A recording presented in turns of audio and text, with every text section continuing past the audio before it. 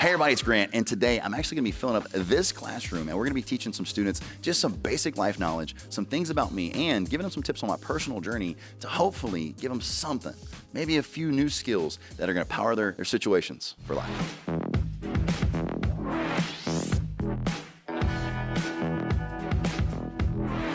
So, how are we doing this morning?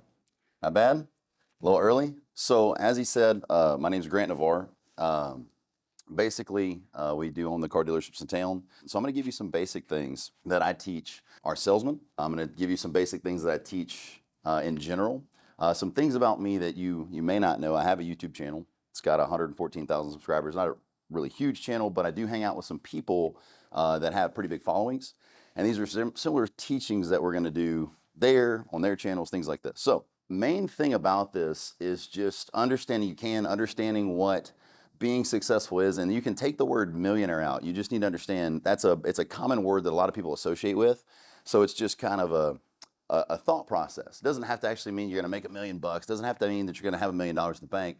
It means that you're aiming to be better than you are now. You're aiming to be the leader of your family. You're aiming to be someone that you can actually take some money and go start helping other people. So no matter what your take on the financial means of $1 million, it's very simple in the fact that you can go and do a lot of things with this mindset, and you can have a lot of wealth just in the general sense that, like, ooh, I'm a better human. I'm actually rocking and rolling and able to help out other people, which is one of the best parts of it. All right, so the power of positive thinking.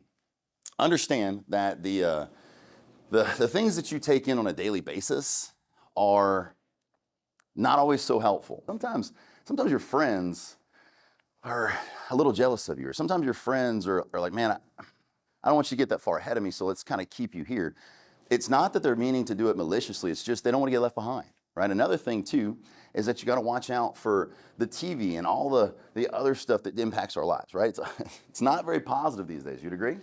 There's a lot of negative stuff out there, and it's kind of, you're almost weird if you're trying to not conform to all the nastiness, right? It's kind of hard, especially for you young folks, right? It's getting a lot worse. So let's do an exercise. This is kind of fun, okay? So do me a favor, and no matter what you do, I want to show you how susceptible your minds are just to thought processes. Don't picture, no matter what you do, a pink elephant.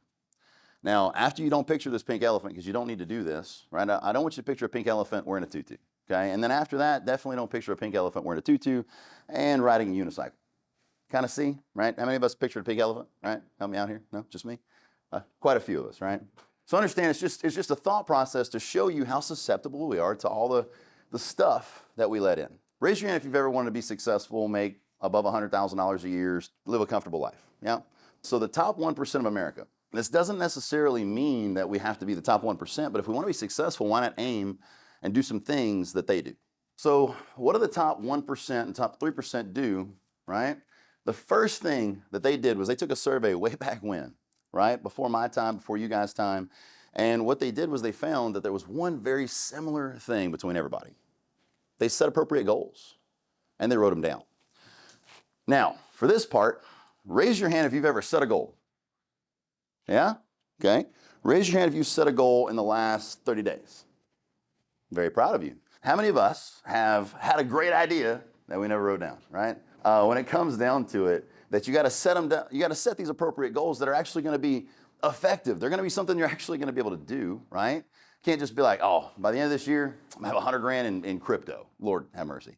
But understand, what we have to do is we got to set something that makes more sense. I make this, I could save this. By the end of the year, I'd like to have this, and of course, this is my wish. I'd like to have $10,000 in this investment or in my bank account, or make sure my tuition's paid or my bills are paid, whatever your goal might be, but we got to write it down so we understand it needs to be something we can actually achieve, right? So then the next thing that they looked at was like, okay, well, that's the top 3%. What does the top 1% do that sets them apart?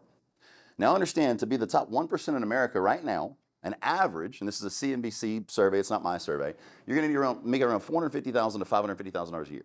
Now, cool news is most of you thought it was millions, right? Or you never thought about it at all. A little bit of information can make you kind of dangerous, right? It makes you have a better perspective on life because you understand what other people are fussing about. You understand what you're actually after. It's a beautiful thing to have just a little bit more information. What they found about the top 1% was not only did they set effective and achievable goals, and they wrote them down, but they also reviewed them daily. Understand, if I give you one tip, goal setting is the absolute highest income skill you can ever learn. It's kind of a beautiful thing. Your body will actually start pushing itself towards these goals that you've written down, that you're reviewing daily. And it could be something as simple as, save some money. Could be something as simple as, like I said earlier, pay off my tuition if you guys don't have scholarships. Could be something as simple as, I want to learn a new language, right? Anything that you want, and if you write it down, you review it daily, you're going to actually have a whole lot better chance of achieving it. So here's the thing. If I was to ask you how many millionaires there are in the United States, how many people would say under a million? The answer is a lot. Pretty much everybody's like, oh, there's probably like 50. There's probably like 700. There's probably, 100,000 shooting high, right? Will you kind of agree? I do this survey all the time, and I ask this question. And the answer right now, because crypto went down quite a bit in the market and the economy that we're in, it was 30 million, and now we're down to 22 million, right? And then understanding this, that only reason this is up there, the word millionaire keeps getting thrown at you. It's not the point. It's about, wow, okay. So if there's 350 million people in the United States, babies, elderly, us, right? Then makes me feel a whole lot more comfortable that there's 22 million other people that did this. Now, but what does this mean? Does this mean the rich are getting richer and the poor are getting poorer? And I'll tell you this, the only thing I don't agree with Dave Ramsey is that you can't have any debt, credit cards are the devil and all this other stuff. So understand, as long as you listen to Dave Ramsey and you go, man, I might not agree with that part. Maybe I want to have a credit card. Maybe I want to actually have a mortgage because I just don't have the money to pay this thing out cash. You can still take from people. Like, let's say that you don't agree with something I say today. Doesn't mean that you're not going to get something out of it, right? So understand, Dave Ramsey shows a very good episode, and it's basically the New York Times wrote an article. 250 in 2019, 250,000 new millionaires happened in 2019. So what ends up happening is it says the rich are getting poor, the rich are getting richer, and the poor are getting poorer. But I have a question for you. When you read the article, it's not the same. And when you have somebody, I'm going to show you in the next slide, when you have somebody that was at a net worth of $980,000 and then now their house appraised more because the market went up for $20,000 and they finally reach millionaire status, did that affect anybody's job or make anybody more poor? No, it's the thought process, but it's a clicky and catchy headline. So I challenge you, next time you read 5 headlines, read 5 articles, 5 negative headlines and 5 articles, and see if they match up. Why are people stuck in the middle and the lower class? This is something I found very interesting when I've done all these studies and stuff. So the average home size in the 1970s, the average house size for a family of 4 was 1,100 square feet. Kind of crazy, right? Most of our apartments are that big, okay? That's about the size, the typical size that I build an apartment these days. But understand, and that's a 2-bedroom apartment, 2 bath. Now it's got a huge kitchen, right? It's got some amenities. We could maybe make a 3rd bedroom out of that. But understand, that's the size back then. Now, the average size, right? We've supersized our lives, our Happy Meals and all the rest. So 2,400 square feet is what it actually is now. Was that house that was 1,100 square feet, and now the person that's renting, this is renting, right? This is buying, renting, owning, everything. The 2,400 square foot house, did it become more affordable or they just paid more? So we kind of raise our budgets, we kind of make things work and it's just gonna work out. That's not a very good disciplined thought process. I need to have enough. I don't need to have too much. I don't want to have to look cool. I want to be cool, right? You got to understand, keeping up with the Joneses or now the Kardashians isn't really the way to do things, right? But this is what we've had done. Everybody's got their own room. We got playrooms. We got a game room. We got to have the man cave. We got to have the other spaces and stuff. It's just a bunch of nonsense. So let's talk about this. Because of this, 71% of Americans can't come up with $1,000 for an emergency expense. $1,000 emergency expense happens on my car, or my dog needs to go to the vet, right? Well, I think we'll make that one work. Something like this happens, and you can't come up with it without going into debt. You got to use a credit card. You got to borrow some money. You got to go take out a loan. The next one, well, let's talk about this. 58% of Americans can't come up with a $500 emergency expense, and it's the same thing. They just can't do it without going into debt. Is this the right way to live? Maybe. Paycheck to paycheck. The 2 options here are raise your income. What a great tip, right? Or move to a place that suits it. Don't live in California making $35,000 a year thinking that California is going to make me happy. A lot of people think things make you happy. A lot of people think people make you happy. But I'm going to teach you something right here. The day that you need things and people to start making you happy, you're giving away your own personal power. The only person that can make you happy or sad or mad is going to be who? Us, you, right? So keep that power to yourself. Don't let somebody else just, make you get emotional. Don't let them have that power over you. So understand, don't move somewhere and think it's going to make you happy. You make you happy first and then decide where you're going to go. What is a millionaire? A millionaire is someone who makes $1 million a year, maybe? No? Most people, when I say this, they say, "Ooh, make $1 million a year." Great. They say, somebody has $1 million in the bank. Great. But that's not the right thing. So one thing, too, that this is just meant to do, the reason I say this is most people don't know what the frick it is. So all it is somebody with $1 million in total assets. I'm telling you, I ask 50, 60-year-old people that say this to me, and they don't know what it means. This point is an example of an operator who has been at Citgo, and they're retiring after 30 years, right? Or they're getting to a certain point in their life after 30 years. At Citgo, at 28 years old, if you've went to school or you guys have an engineering degree, now this is just gonna be an operator, so if you're an engineer, you're gonna, of course, have a little bit more comfortable life. Let's say that they made $110,000 per year. In this 30 years, they've saved $200,000 in a high interest savings account. If you know what that is, just a savings account is actually gonna pay you some money versus a bunch of decimal points that don't do you any good. Right now, that's actually paying like 3.3. If you go and kind of do some searching, most of them are paying 3%, which your savings account right now is not, right, if you have just a standard one. They've lived in a house for 30 years. The reason I use 30 years, gives you some time, and you get to pay off a mortgage if you finance one by 28, right? And anybody here gonna have a house by 28? I don't think it's a crazy goal. Next thing, that house they paid $158,000 for, or maybe renovated after paying $158,000 for, is now worth $325,000. Could you give us an example of how that works out? I would say yes, right? Oh, yeah. Happens down the line, right? Inflation, things get more expensive, it doesn't get cheaper. Also, let's say you had a personal E-Trade account or Robinhood or whatever you use. Been putting money into it for the last 30 years. Now there's $285,000 in there with the wins, the losses, the accidental mistakes that turned out to be good and bad. Got some stuff worth 45 grand, boat, camper, mower.